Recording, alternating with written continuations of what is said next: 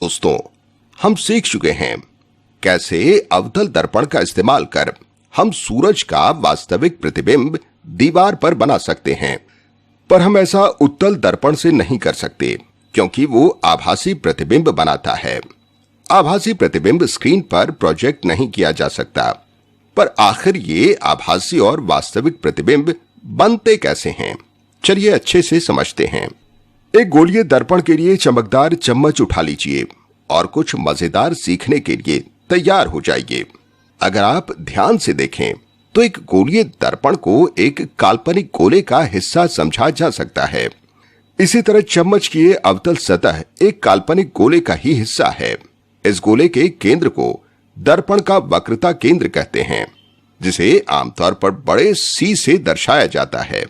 दर्पण के परवर्ती पृष्ठ या रिफ्लेक्टिंग सरफेस के केंद्र को दर्पण का ध्रुव कहते हैं, जिसे आमतौर पर पी से दर्शाया जाता है।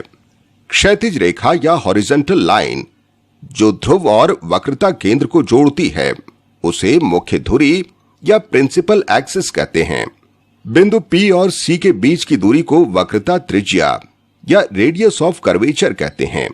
ये सभी अवयव बहुत जरूरी हैं। जब हम सूरज का प्रतिबिंब बना रहे थे तो चम्मच की अवतल सतह को हमने सूरज की तरफ रखा था। यहाँ सूरज से आ रही प्रकाश किरणें मुख्य धुरी के समानांतर हैं। परावर्तन के बाद वो एक बिंदु पर आकर मिल जाती हैं।